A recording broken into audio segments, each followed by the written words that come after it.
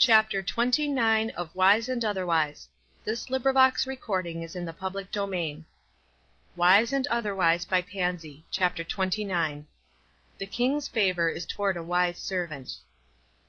Mr. Raymond, of Newton, was concluding a letter to Mr. Edward Stockwell of Boston.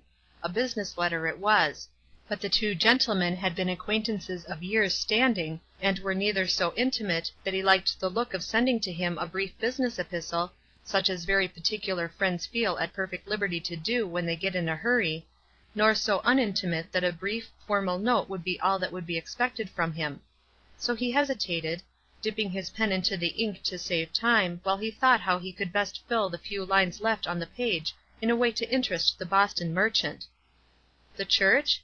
Aye, the very thing. Where was there a Church of Christ in which Mr. Stockwell was not interested? He dashed on again. You have doubtless heard of our interesting winter here, and the blessed results in our church.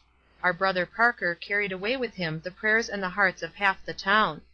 Dr. Willis has also concluded his labors among us, and gone.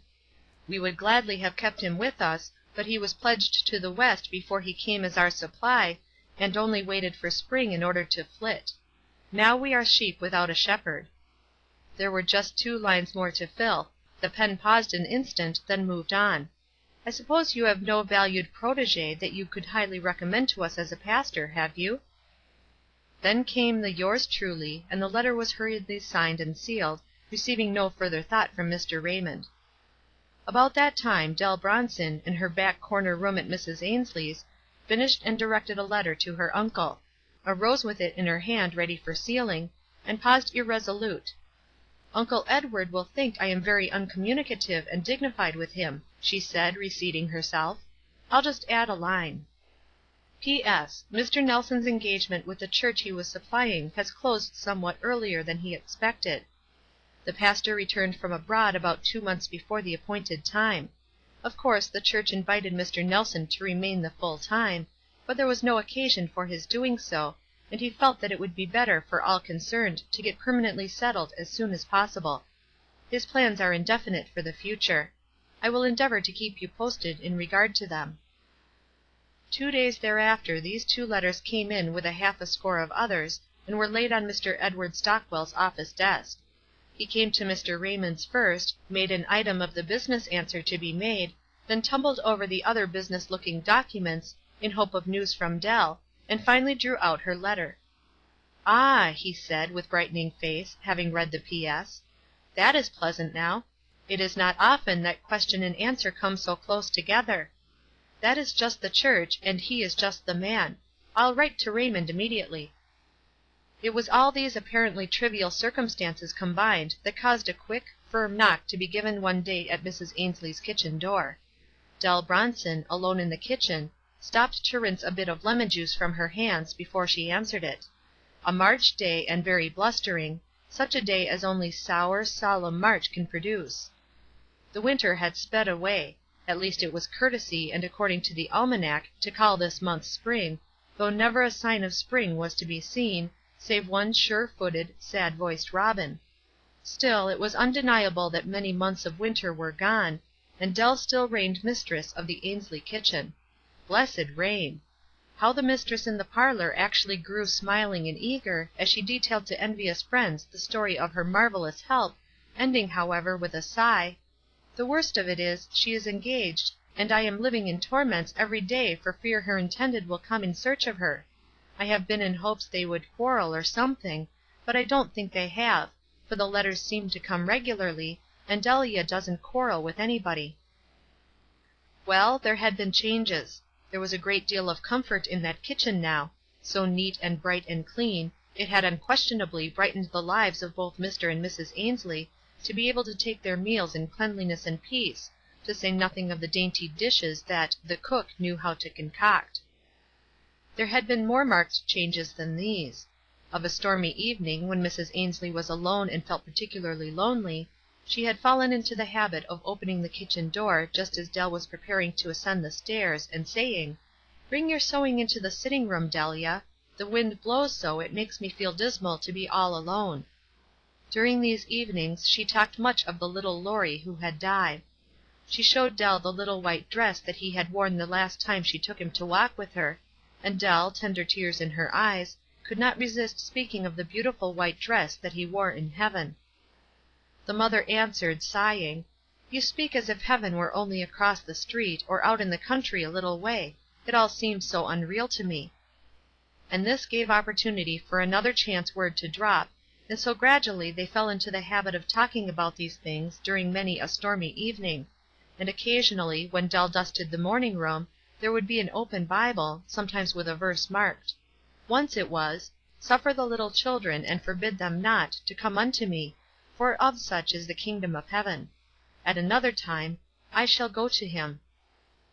So slowly, but surely, Dell felt that little Laurie was leading his mother home; and what Christian heart will fail to understand the thrill of joy that it gave her to be permitted to point the way? Other things there were to be grateful for. Harrie, the slatternly girl, whose name was Harriet, and who assured Dell that folks called her Harrie for short, had certainly been a trial; good humored, bright enough, but hopelessly careless and indifferent alike to herself and her lot. You should have seen Harrie that day when she ran to her room about 5 minutes before dinner was sent in, and came back with her brown hair smooth and shining, and her white apron neatly ruffled, bib and all, immaculate in its purity! She was certainly a joy to Dell's heart. Of very slow growth had been these changes, dating their starting point in an effort to please the only one with whom she had ever come in close contact who had not called her "an awful slovenly looking thing." But Dell had worked for more than the smooth hair and white apron, worked almost hopelessly, because of Harrie's utter unconcern. Yet will she ever forget that winter evening, when she sat alone in her own room writing to Mr. Nelson, that Harrie, actually remembering first to knock, came in with glowing cheeks and stammering tongue, and finally a burst of honest tears, to say that she wanted to be good if she "could only find out how." With what alacrity was that unfinished letter pushed aside for this more important matter! With what simple earnestness did she go over and over the few plain steps to take in order to reach the never failing way! Oh, it was a well remembered evening, an evening to be thankful for during all her future life, for Harrie's face was bright next morning, and she said, as Dell stopped on her way downstairs to waken her, "I'm awake, and I'll be in time. You needn't be afraid. And it's just as you said. He loves me, I feel it all over me, and I'll love you forever, that I will." Faults Harrie certainly had not left yet. Most people had, Dell reflected, yet the transformation was plain enough for Mrs. Ainslie to remark to her husband, "If anybody wants to be convinced that there is actually such a thing as a religion that makes people over, they have only to live 5 months in this house with a girl like Harrie Jones, as she was, and then 3 months with her as she is." "I don't think it's religion so much as it is that cook," Mr. Ainslie remarked, as he helped himself to another piece of the cook's orange pie. "Well," Mrs. Ainslie said, thoughtfully, "what makes her so different from other people?" "Ah," answered Mr. Ainslie, "there you have me." "I believe it's her religion," his wife said, emphatically. "And Harrie has the same thing. She tries to please me nowadays. She never did that before."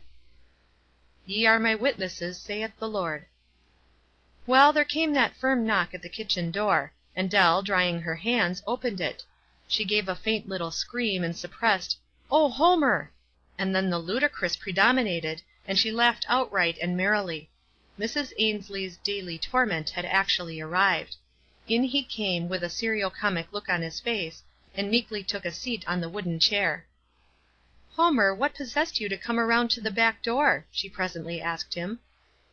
"Didn't you write me that you always came around, and gave me a flourishing account of the walk that you had laid thereto? You didn't suppose that I was going to patronize the front walk after that, I hope?" "Oh, Homer!" she said, the absurdity of her position overcoming her once more. "You'll have to eat at the second table with Harrie and me." "Certainly," he answered briskly. "I'm glad you'll kindly sit down with us. I thought you were going to leave the me out. I hope Harrie has her hair combed for the occasion?" "Her hair is looking beautiful. She is a very nice girl. Do you know, I've just thought, I'll have to ask Mrs. Ainslie's permission before I can give you any dinner." This last was too much for their mutual gravity. Such an honored guest as Mr. Nelson had been in her Uncle Edward's city home. Harry came out from the dining room for something that was wanted, and eyed them curiously, the gentleman with a somewhat awe-stricken air. On her return she left the door ajar. "Who is in the kitchen?" they heard Mrs. Ainslie's voice inquire, and Harry's promptly answer, "A man." "To see Delia?" "Yes, ma'am." Mrs. Ainslie's sigh was distinctly audible. "Just as I expected," she groaned. "That is certainly more than I can say," murmured Dell, and Mrs. Ainslie continued, "Now there will be no more peace for me, and I actually don't see how I can keep house without her." "If you please, ma'am," chimed in Harry's voice, "I guess it's her minister come to see her." "Not the slightest doubt about that," was Mr. Nelson's emphatic comment; then Mrs. Ainslie: "Nonsense! It is much more likely to be her lover." "What remarkable powers of penetration that woman possesses!" Mr. Nelson said this in a voice so nearly aloud that Dell went in a panic and closed the dining room door.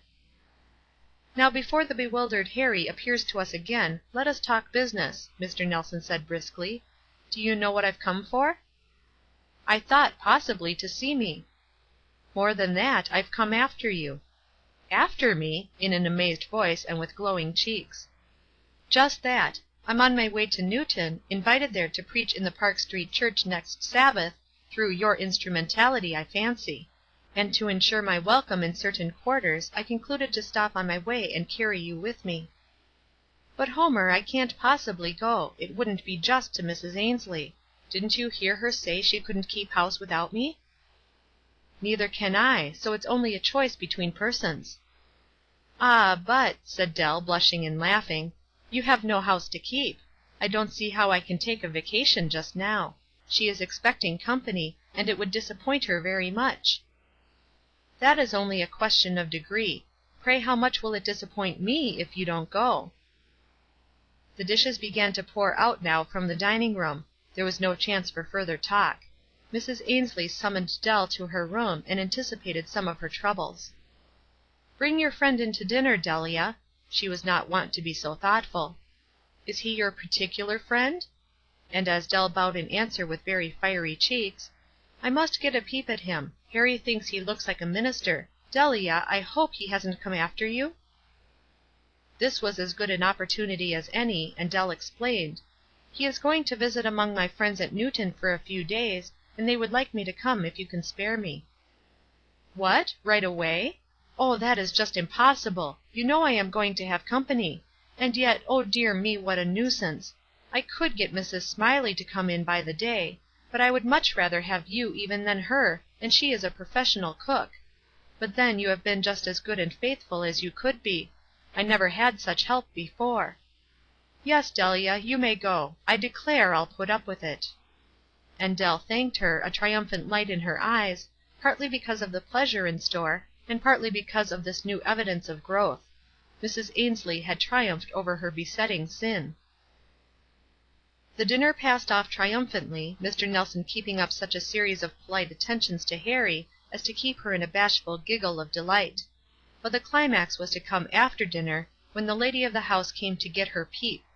Dell, in her plain, neat calicoes and ruffles, had been sufficiently bewildering; but she had often seen the spectacle of pretty, ladylike girls bestowing themselves on blundering, worthy farmers, so when she came out to give kindly patronage to "Delia's friend," and was confronted by the tall form and cultured face of Mr. Nelson, with his unmistakable broadcloth and his unmistakably ministerial air, something of the same awe that had beset Harry overcame her, and the patronage was decidedly on his side.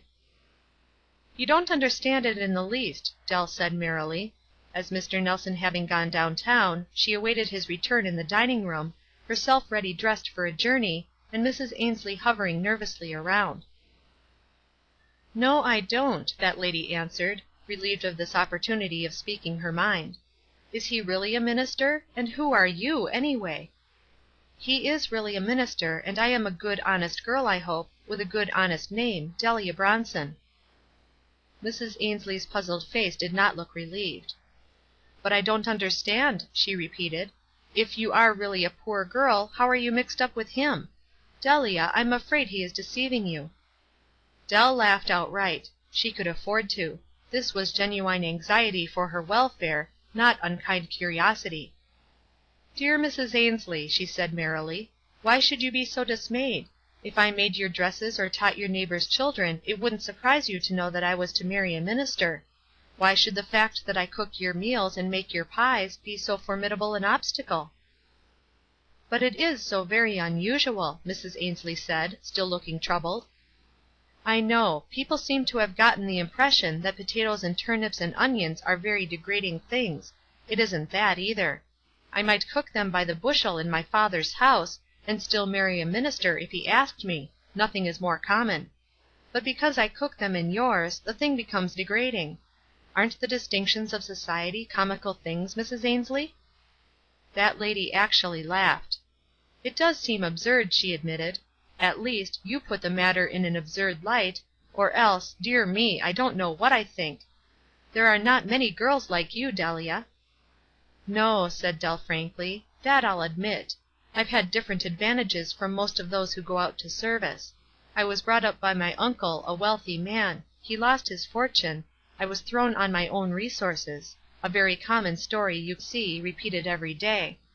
I had other resources from the one I chose, but I wanted to discover for myself what was the reason that so many good, competent cooks would rather starve than do that sort of work. I wanted, for my future benefit, to come in contact with that sort of life, and I'm not in the least sorry that I tried it." "Then I've got to lose you," said Mrs. Ainslie, dire dismay in her face and voice. Dell laughed. "Well, not just yet," she said brightly. "I'll come back after my week's holiday, and make you some bewildering cake in time for the sociable." "Well," Dell said with her merriest laugh, "what is it? I know you think something is out of order."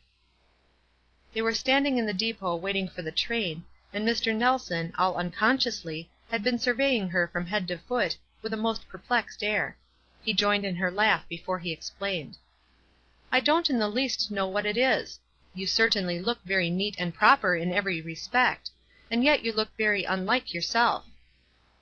"I'm dressed in a manner befitting my station in life, if you please," she answered him, dropping the weest bit of a mock courtesy as she spoke.